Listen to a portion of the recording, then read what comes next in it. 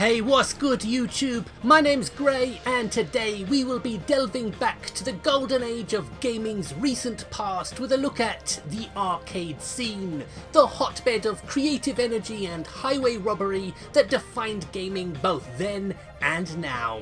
But while most of the coin-operated big hitters would also wind up on the popular consoles and computers of the day, many slipped the net. So join me in looking at the best and worst arcade games that never received home ports, Part 1.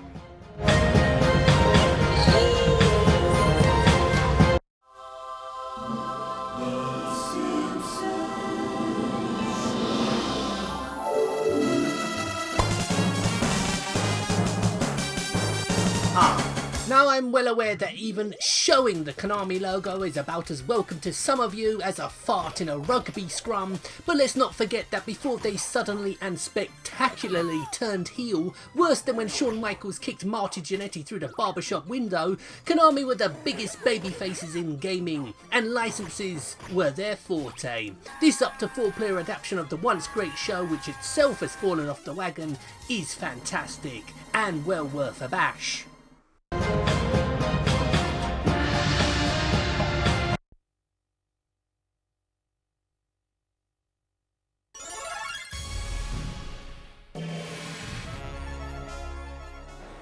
Now then readers, I want you to cross your legs and hold on to something sturdy because I'm about to blow your minds, as I never watched Bucky O'Hare. Honestly, I could describe the contents of the Mariana Trench better than the plot of this thing, but I know a good game when I see one, and as I understand it, Konami would develop an original NES game based on the property, rather than cut down this tip-top anthropomorphic arcade platform shooter. Ah, Konami. How I mourn your passing.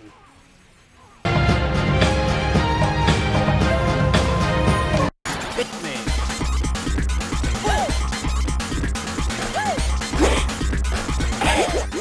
Great Caesar's Ghost. This is a tough one to put into words. This is Ninja Baseball Batman, a bonkers beat-em-up that despite my well-documented love of all things Japanese and quirky, I never played. A fact I will admonish myself sternly for later, as this may just be my favourite beat-em-up right now, ahead of even Streets of Rage 4. It's that good.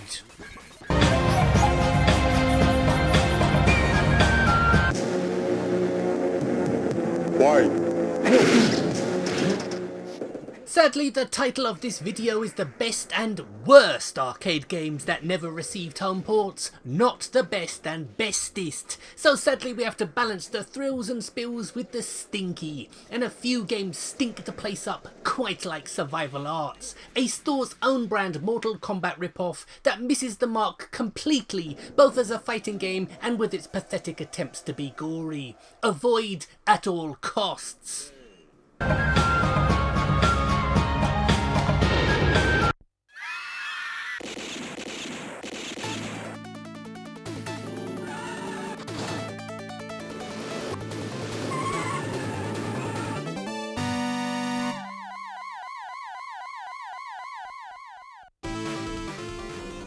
Here's a turn up, a cracking game by Konami circa 1987. Yep, hard to believe now, but Konami were once a brand you could trust when it came to innovative and addictive games. And here's one that's worn out the edge of my seat recently, City Bomber. A weird spy hunter, action fighter meets Micro Machines, fast-paced driving shooting game that I simply can't get enough of. Awesome game.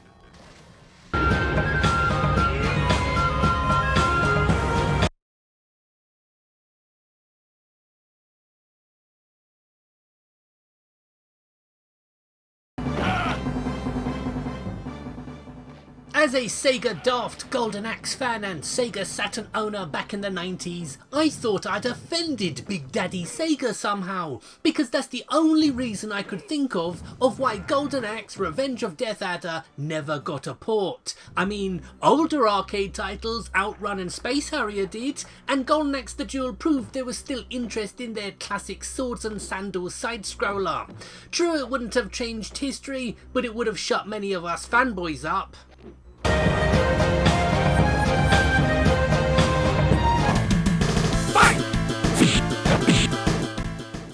Ah, Sega, you giveth with one hand and punch me in the bollocks with the other.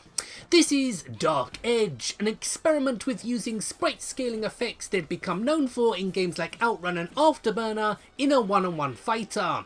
And while there's no doubt when this dropped in early 1993 it would have turned heads, but looking at it now, all it does is turn stomachs.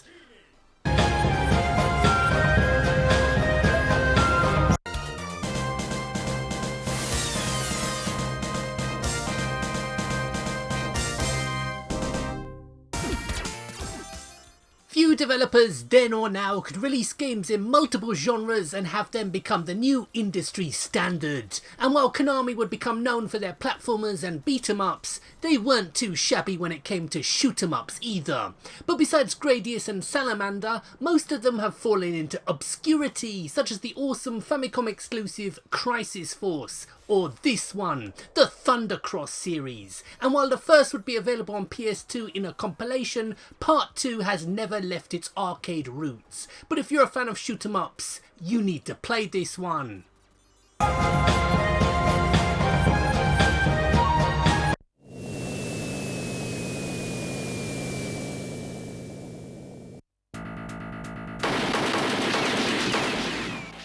Back in the dim and distant past, video game developers used to practice the ancient and arcane art of creativity, which when evoked correctly gave us games that have stood the test of time. But when it didn't, we got Devastators, a force-scrolling shooter that's not terrible, it just hasn't aged as well as, say, the superior Cabal.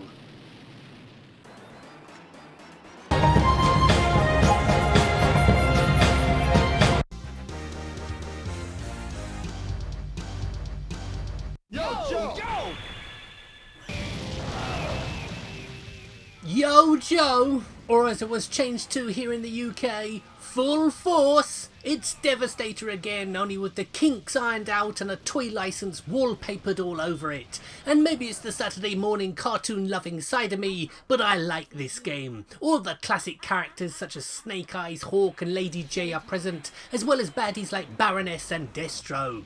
I would say it's one for fans, but I can't see how anybody wouldn't enjoy it.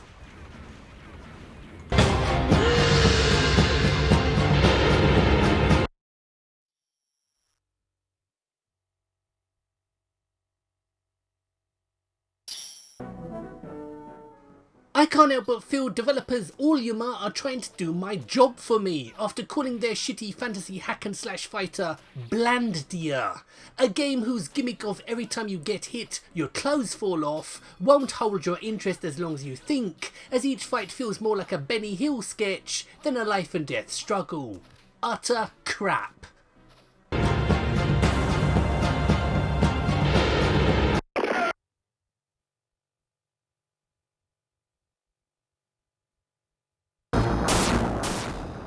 Ah, Data East, one of the unsung studios of the 8 and 16-bit era whose output in arcades and on the home systems rivaled any other Japanese developer you could name. This 1990 Indiana Jones ripoff is fantastic. It's like the Indiana Jones movie we'd all make if given $100 million and a bunch of actors with a death wish, with levels on the wings of biplanes, giant mechs, and even guts from Berserk. It's mental, memorable, and just great fun.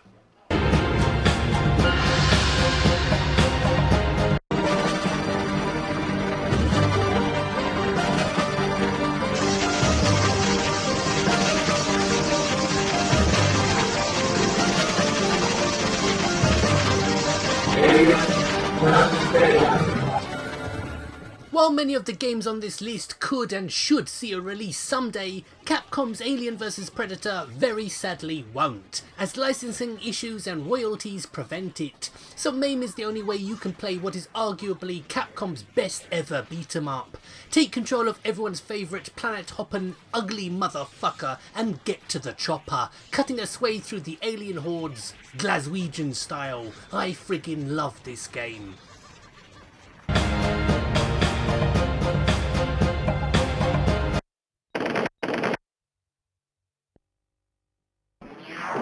Robocop.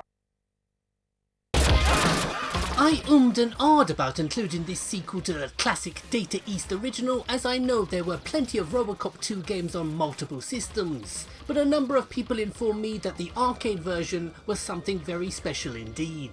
And you know what? I learned something.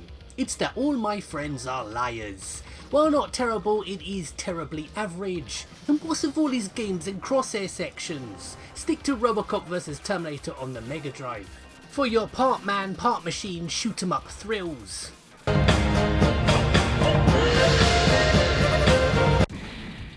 the 21st century, evil mutants led by Magneto aim to destroy the world. Humans can do nothing against the power of the evil mutant. The only hope is X-Men. Back in the mid-90s, I became a big fan of the X-Men cartoon, so much so that I started collecting all the X-Men comics and trading cards I could find. And when I heard Konami had released a high-caliber arcade game, I searched all over to play it, and never found it. But I consoled myself with the thought that it would no doubt get a port to the Saturn or PlayStation. 15 sodding years later, a downloadable version would be available for Xbox 360 and PS3. But like the world's worst doctor, I'd long since run out of patience. You see, listeners, this is why God invented emulators.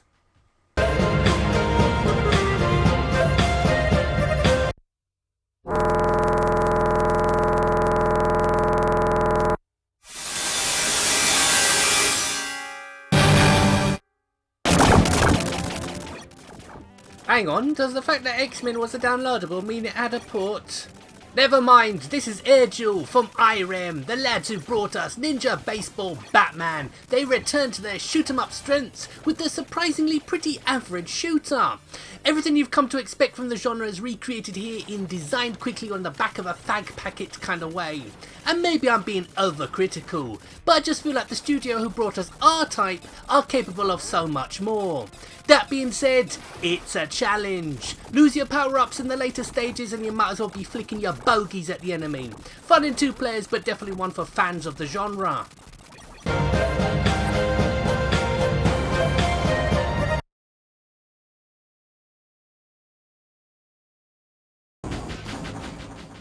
And we go from a straight-laced shooter to one wearing a clown's nose and its hat at a jaunty angle. It's Zing Zing Zip. I swear, I think someone spiked the sake over at the Tecmo offices with this one, as it doesn't feel like they originally set out to make it quirky. The humour feels so tacked on, like when Arnold Schwarzenegger pinned that contract to the guy's back in The Running Man. Fun for a bit though.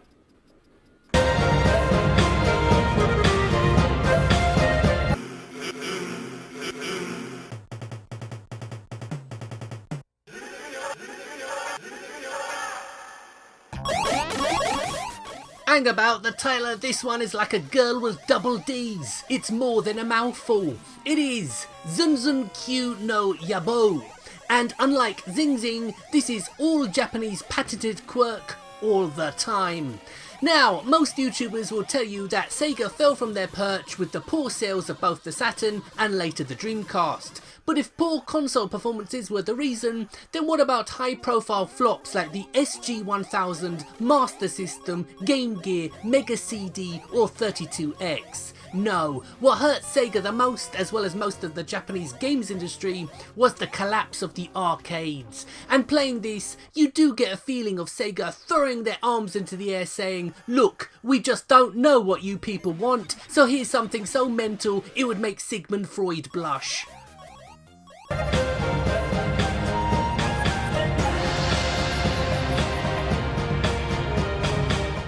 What's that? The Simpsons did appear on PS3 and Xbox 360? I mean, I knew that. I was just testing you.